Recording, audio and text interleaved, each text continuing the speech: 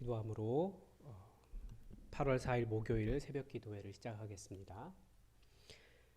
사랑이신 하나님 아버지, 코로나의 상황 속에서도 하나님을 향한 예배가 끊어지지 않게 하시니 감사합니다. 비록 온라인 상황이지만 오히려 우리의 시간과 공간에 얽매이지 않고 더욱더 하나님의 은혜 앞으로 나아가는 우리 삶이 되게 하여 주시옵소서. 주의 이름 부를 때에 구원의 역사가 있게 하시고 또 우리를 부르신 삶의 현장들 가운데 하나님의 뜻을 온전히 이루는 삶이 되게 하여 주시옵소서. 오늘도 주의 말씀의 은혜를 기다리오니 우리로 깨달아 알게 하시고 주의 말씀으로 삶이 변할 수 있도록 도와주시고 하나님의 뜻을 바르게 분별하며 살게 하옵소서. 우리를 한 교회 되게 하심을 인하여 감사드리며 예수님의 이름으로 기도드립니다. 아멘. 우리 찬송가 438장 함께 찬양하겠습니다. 찬송가 438장입니다.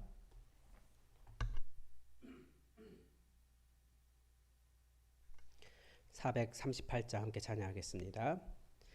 내 영혼이 은총 입어 중한 죄짐 벗고 보니 슬픔 많은 이 세상도 천국으로 화하도다. 할렐루야 찬양하세. 내 모든 죄 사함 받고 주 예수와 동행하니 그 어디나 하늘나라. 주의 얼굴 뵙기 전에 멀리 뵈던 하늘나라. 내 맘속에 이루어지니 날로 날로 가깝도다. 할렐루야 찬양하세. 내 모든 죄 사함 받고 주 예수와 동행하니 그 어디나 하늘나라. 높은 산이 거친 들이 조막이나 궁궐이나 내 주 예수 모신 곳이 그 어디나 하늘나라. 할렐루야 찬양하세.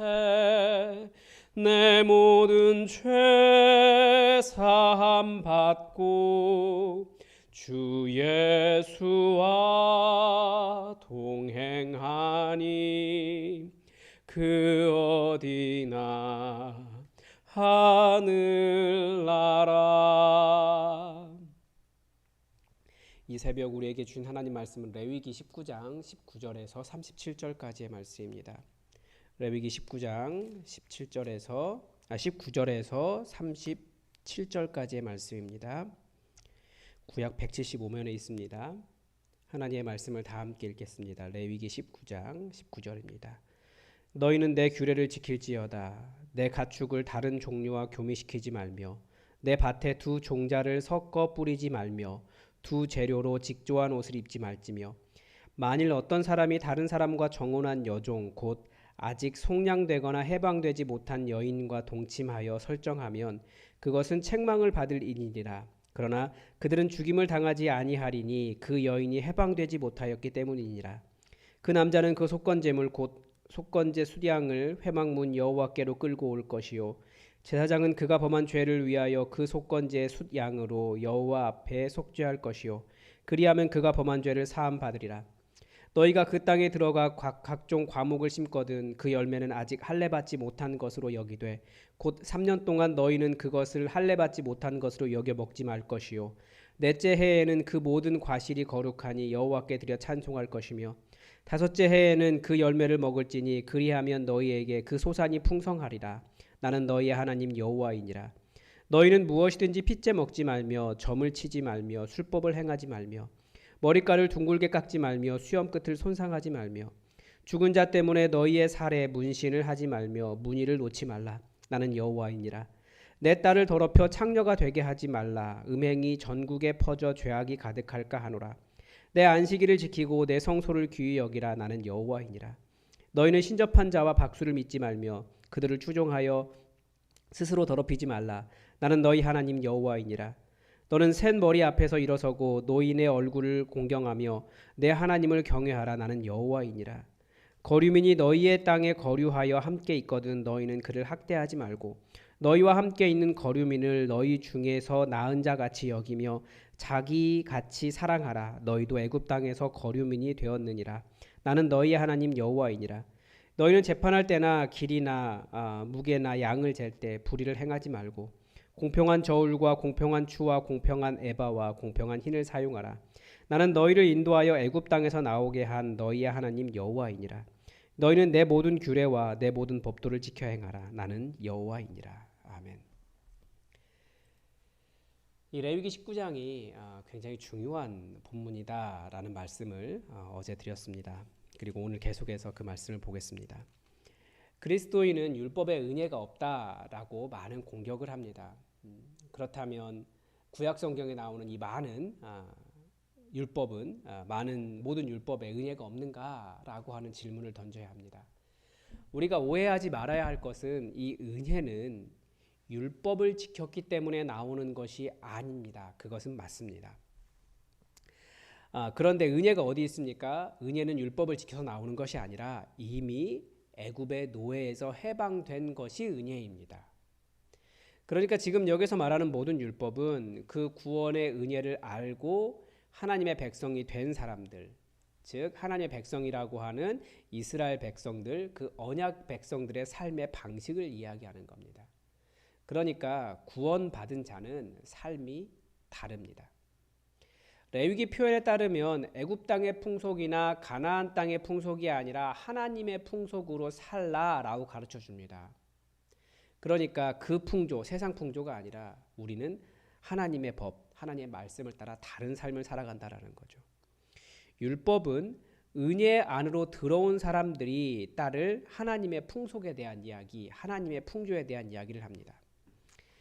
우리 그리스도인들에게 바로 그런 혼란이 있죠. 우리는 구원받고 난 이후에 어떻게 살아야 하는가에 대한 혼란이 있습니다. 그리스도인은 세상 풍조로부터 구원받았지만 우리는 여전히 세상의 뿌리를 받고 살면서 그리스도인의 삶의 방식에 대한 혼란과 오해가 있습니다. 어떻게 구분할 수 있을까요?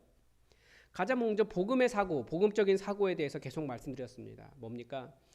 율법은 내가 이 율법을 지켰기 때문에 용납받았다. 내가 율법을 지켰기 때문에 구원받았다라고 말하는 겁니다. 그러나 은혜는, 복음은 이미 우리가 구원받았기 때문에 그 율법을 지킨다예요. 그러니까 율법을 지키는 모습은 똑같습니다. 그러나 그 근본 동기가 다른 거죠.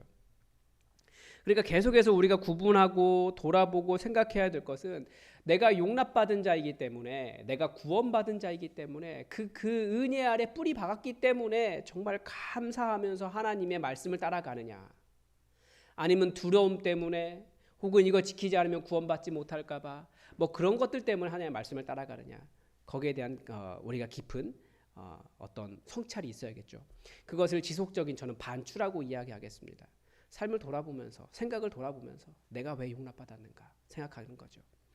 그리고 말씀에 대한 깊은 묵상을 하고 말씀을 삶에 적용하고 나를 쳐서 복종시키는 삶이 또 필요합니다.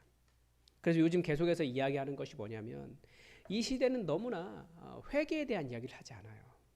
구원받았기 때문에 은혜만 이야기하는데 아니요, 깊은 회개에서부터 우리는 하나님의 은혜를 알고 하나님의 백성의 삶을 살아갈 수 있습니다. 또 회개한다라고 하는 것은 내 욕심, 내 탐심을 내려놓는 거잖아요. 그래서 내 욕심이나 내 탐욕, 나에게 떨어질 이익을 계속해서 포기하고 내려놓으면 하나님의 뜻에 조금 더 가까이 갈 수 있습니다.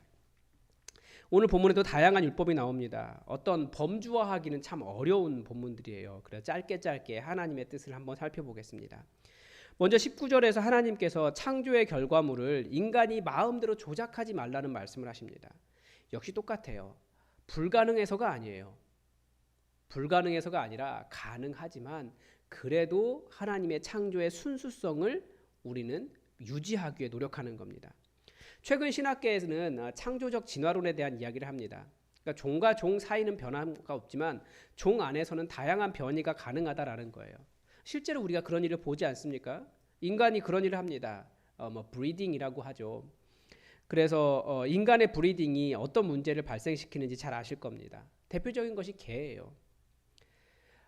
자기가 원하는 어떤 개, 그 순수한 혈통을 유지한다거나 혹은 뭐 털이 길고 뭐 다리가 어떻고 모양이 어떤 그 모양을 유지하기 위해서 계속 그쪽으로 개를 브리딩을 합니다.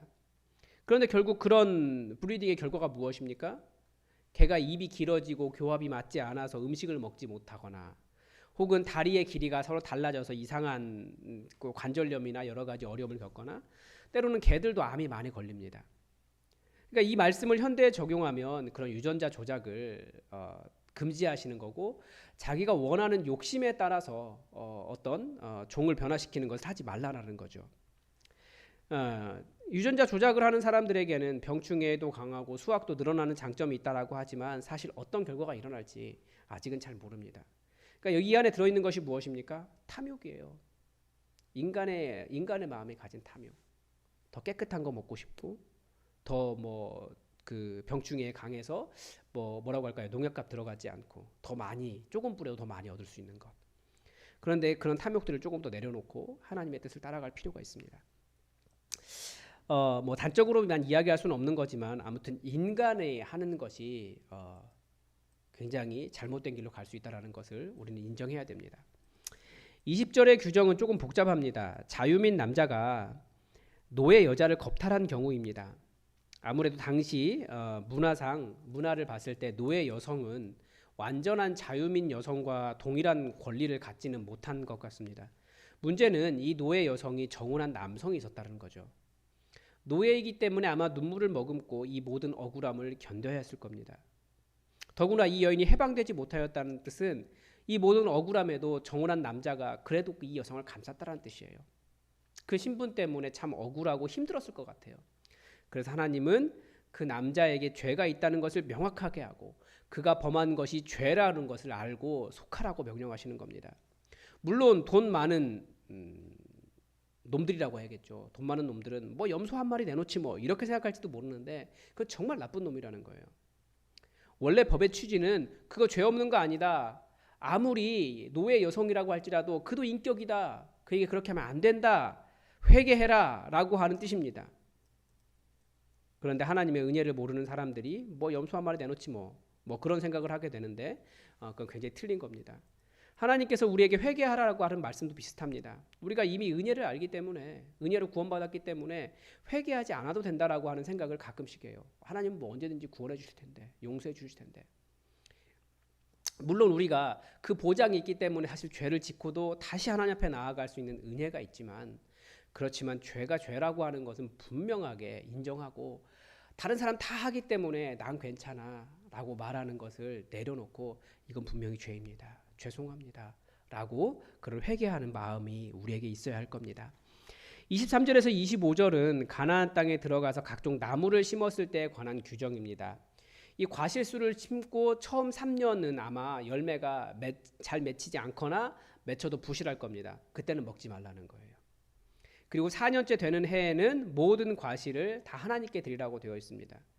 그러니까 이를 통해서 우리는 무엇을 알 수 있습니까?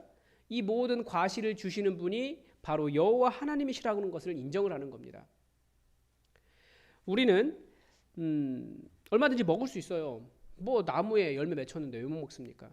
그러나 그런 자세는 하나님께서 주셨습니다라고 하는 기다리고 하나님께 주셨습니다에 대한 감사가 좀 적은 자세라는 거죠. 그렇게 하지 말라라는 거예요. 하나님은 이런 식으로 매일의 먹거리에 감사함으로 하나님이 누구신지 하나님 되심을 인정하도록 하셨습니다. 여러분 오늘 식사하셨습니까?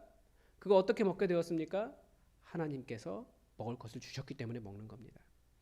예수님께서 나는 생명의 떡이다라고 말씀하셨습니다. 그러니까 무슨 말입니까? 오늘 여러분 자고 누웠습니다. 어떻게 일어나셨습니까? 하나님께서 생명을 주셨기 때문입니다. 우리는 매일같이 아침에 일어날 때마다 혹은 식사할 때마다 우리가 예수님 때문에 생명을 얻고 산다라고 하는 우리 생명의 근원에 대한 감사를 잊지 말아야 됩니다. 그래서 우리가 밥 먹을 때마다 하는 식사 기도도 대충 이렇게 잠깐 주님 감사합니다. 아멘 하고 끝내는 것이 아니라 정말 하나님 이렇게 먹을 것을 주셔서 먹고 살 수 있도록 해주셔서 감사합니다. 하루에 3번 이상은 반드시 그 감사를 기억할 필요가 있습니다. 우리 정말 감사할 건 너무나 많죠. 우리 힘으로 살아가는 것 아닙니다. 26절은 피째 먹지 말라라고 되어 있는데 직역을 하면 피를 먹지 말라에 더 가깝습니다. 혹은 성경은 생명이 피에 있기 때문에 피째 먹지 말라라는 경고를 여러 번 합니다. 전체 맥락에서 볼 때는 뭘로 이해할 수 있냐면 우상을 숭배하는 것과 관련이 있습니다. 보통 이방 제의에서 피를 언제 흘립니까? 이 짐승의 피를 이렇게 흘러가는 모습을 보면서 어떤 모양이 나오느냐에 따라서 혹은 피를 모았을 때 그 엉겨붙은 모양을 통해서 점을 치기도 합니다. 이게 약간 좀 애매하기 때문에 70인역은 피를 먹지 말라라기보다는 산 위에서 먹지 말라라고 번역을 했습니다. 왜냐하면 히브리어 이 피와 산이라고 하는 단어가 모양이 비슷하게 생겼어요. 이렇게 여러분 보시기에 기역, 딱 꺾어진 기역하고 이렇게 아니면 약간 이렇게 부드러운 기역 그 차이거든요. 그래서 아마 히브리어 70인역에서는 산 위에서 먹지 말라 이렇게 해석을 하고 있습니다. 역시 무슨 뜻이냐면 산 위에서 먹지 말라는 것도 산에서 이방 신에게 제사를 지내는 풍습과 관련이 있습니다. 그래서 그 뒤에 바로 이어지는 내용들도 점치는 것이나 술법 금지하는 그런 겁니다. 또 머리카락을 둥글게 깎지 말라. 이게 머리카락을 이렇게 깎지 말라고 하는 건지 이렇게 깎지 말라고 하는 건지 잘 모르겠는데 이 머리카락을 둥글게 깎지 말라라고도 이야기하고 수염 끝을 손상하는 것도 하지 말라고 이야기하고 죽은 자 때문에 살에 어떤 문신을 하는 것도 하지 말라고 이야기합니다. 왜 그렇겠습니까? 여기서 말하는 모든 것들은 전부 다 이방 제의, 가나안이나 애굽 사람들이 하는 거죠.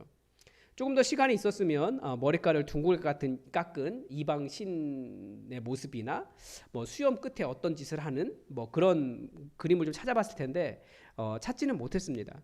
그런데 어쨌든 이런 것들은 전부 다 그런 이방 제의에 해당하는 겁니다. 즉 하나님 이외에 다른 신을 인정하는 거죠. 그리고 그 뒤에 이어지는 말씀들도 신접한 자나 박수무당 이런 이런 존재들도 하나님의 거룩하심을 더럽히는 일이라는 거예요. 그렇게 하면 안 된다는 거죠. 그리고 제가 설교문에는 쓰지 않았는데 중간에 보면 그 너희 여성을 창녀가 되게 하지 말라라는 말씀도 있습니다. 이것도 이방 제의의 여자 사제가 되도록 하지 말라는 뜻입니다. 뭔가가 있는 것 같고 내가 원하는 어떤 뜻을 나에게 가르쳐 줄 것 같고 그런 것 같지만 말씀도 권능도 다 하나님에게서 나오는 것이지 그런 것에서 나오는 것이 아닙니다. 물론 인간의 종교적인 감성은 뭔가 있는 것 같아요. 그런 거예요. 그리고 때로는 사탄도 어떤 그렇게 우리를 유혹합니다. 그래서 이게 없어서가 혹은 안 돼서가 할 수 없어서가 아니라 우리는 하나님의 백성이기 때문에 하나님의 뜻을 따라가는 거예요. 그것은 이제 우리와 관계없는 세상 풍조에 불과하다. 공중것을 잡은 자의 영향을 따라가는 것이다. 우리는 이제 하나님의 백성이 되었기 때문에 하나님의 뜻을 따라간다. 이런 삶의 자세인 거죠. 33절과 34절은 거류민을 학대하지 말고 너희 자신같이 사랑하라 라고 말씀하십니다. 이 웃지 못할 실제 이야기가 있습니다. 예전에 테러리스트들이 외국인 노동자로 한국에 잠입한 적이 있습니다. 그런데 주인들이 여권도 뺏고 일도 너무 심하게 시키고 너무 비인간적으로 혹독하게 대우해서 다 한국에서 도망쳤다라고 하는 이야기입니다. 실제로 있었던 일이에요. 우리나라에서. 아마 친절하게 대했으면 한국에서도 테러가 일어났을까요?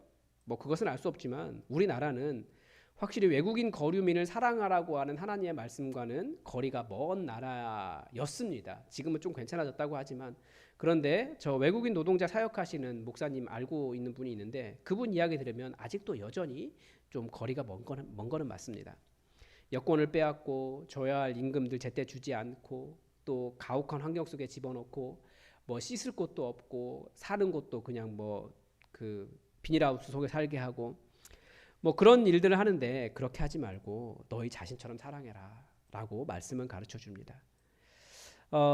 워낙 그런 일이 많기 때문에 외국인 노동자들도 사실은 우리나라 사람들을 경계하고 어떤 인간적으로 대우하며 살지 못하고 있는 것도 사실입니다. 그러나 또 반면에 제가 이번에 휴가 때 지방을 다니면서 느낀 건 지방에서 많은 그 길거리에 있는 그런 장사를 하시는 분들 중에 외국인 분들이 굉장히 많았어요. 그것을 보면서도 이제 아주 이렇게 가까이 잘 살고 있구나라고 하는 생각도 들었습니다. 그래서 그런 걸 보면 이미 우리나라도 외국인 노동자가 없으면 뭐 공장도 농업도 많은 허드렛 일도 뭐 어려운 일도 잘 돌아가지 않는다라는 것을 우리는 잘 압니다. 더불어 함께 살아가는 법을 배울 때가 되었고 나아가 우리와 같이 서로 사랑하며 살아가는 법을 우리는 이제 배워야 됩니다. 그런데 더 중요한 일이 있죠. 우리에게 찾아온 외국인들은 단순한 외국인이 아니에요. 그들에게 복음을 전할 때 그들은 해외 선교사가 됩니다. 그러니까 해외로 가지 않아도 해외 선교를 할 수 있는 아주 좋은 통로가 돼요. 그것 때문에 그들을 사랑하는 것은 아닙니다. 목적을 가지고 사랑하는 것은 사실 굉장히 잘못된 거잖아요. 그래서 우리가 하나님께서 말씀하셨기 때문에 우리는 정말 마음으로 우리 이웃처럼 때로는 나 자신처럼 그렇게 다른 사람들을 사랑하는 것이 필요합니다. 마지막으로는 공의에 대한 말씀을 하십니다. 이 공의는 재판과 관련이 있어요. 그리고 공평한 저울, 공평한 주, 공평한 에바, 공평한 흰을 이야기하는 것을 보면 어떤 기준이 모두가 동일한 것을 이야기합니다. 속이지 말라는 거죠. 하나님께서 북이스라엘이 망할 때 선지자들을 통해서 비판하신 내용 중에 이런 내용이 들어있습니다. 살 때는 사람들이 큰 대로 사고 팔 때는 작은 대로 계량해서 이익을 남겼다라는 거예요. 그래서 그런 공의가 손상되는 일이 나라가 망할 일이라는 거죠. 우리의 공의는 어떻게 판단할 수 있습니까? 그게 법입니다. 법. 최근에 한국 사회는 법에 대한 신뢰가 굉장히 바닥을 치고 있습니다. 경찰도, 검찰도, 법원도 전부 다 법과 관련된 분들인데 믿지 못하고 있습니다. 뭐 행정기관도 마찬가지고요. 법이 모든 사람에게 공평하게 적용되지 않는다라고 하는 것을 우리는 계속해서 경험하고 있어요. 그래서 우리가 그리스도인의 사명이 무엇인지 다시 깨달을 수 있습니다. 사람들은 권력이나 돈이 많은 사람이나 이런 사람들에게 분명히 더 나은 대우를 하고 공평이라고 말하는 것이 평등이라는 말로 바뀌어서 모든 사람에게 더 나은 조건이 있는 사람들에게 훨씬 더 좋은 것들을 주기도 합니다. 그리스도인은 바로 깨어진 하나님의 나라로 바른 하나님 나라로 회복시키는 것이 우리의 사명인데 우리가 그런 것들을 보면서 어떻게 하면 이 평등과 공평, 기회라고 하는 것들이 정말 각 사람에게 맞게 같은 조건으로 주어질 수 있는가 우리가 한번 고민해 볼 필요가 있습니다. 재밌는 그림이 있어요.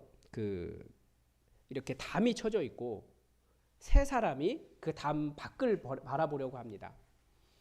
그런데 이 담이 좀 높아요. 근데 키 큰 사람, 중간인 사람, 아이가 있어요. 그러니까 어른,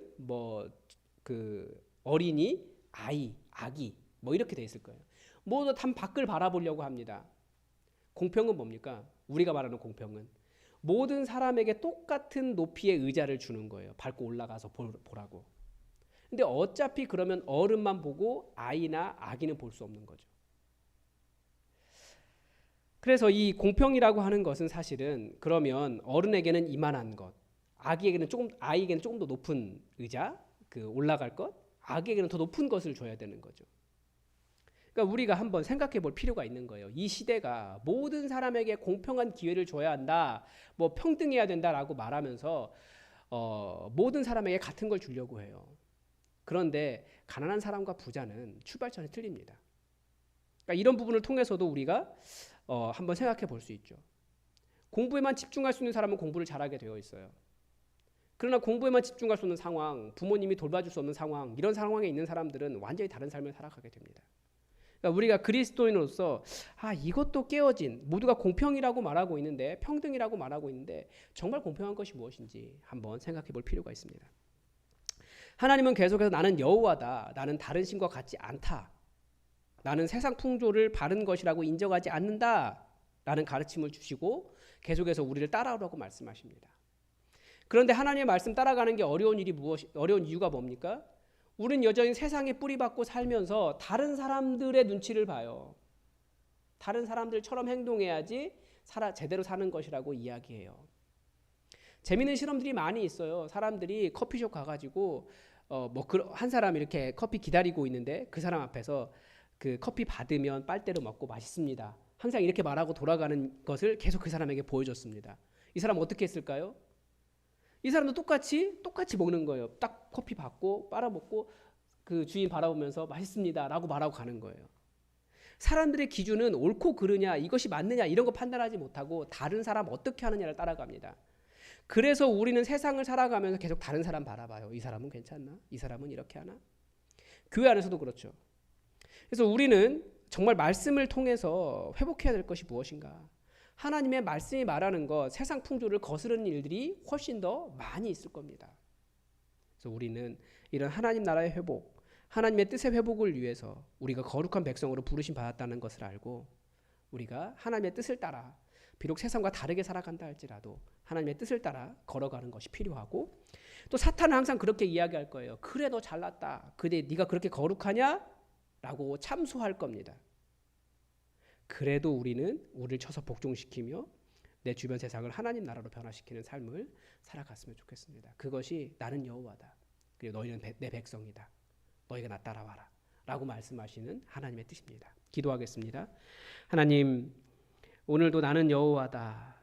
나의 거룩함을 따라 너희도 거룩하라. 라고 하시는 하나님의 말씀을 들었습니다. 하나님, 우리는 또 이스라엘 백성들처럼 가나안 땅에 들어가고 그들 가운데 살아가면서 그들의 풍조를 배우게 될 것이지만, 하나님, 이것이 하나님의 뜻과 어떻게, 세상 풍조가 하나님의 뜻과는 어떻게 다른지 우리가 잘 분별하여 하나님의 뜻을 바르게 이루고 나는 여호와다, 나 따라와라 말씀하시는 하나님의 뜻을 이루며 살아갈 수 있도록 도와주시옵소서. 우리가 정말 고민해야 될 하나님 나라의 회복이 무엇인지 깨달아 알게 하시길 원하며 예수님의 이름으로 기도드립니다. 아멘.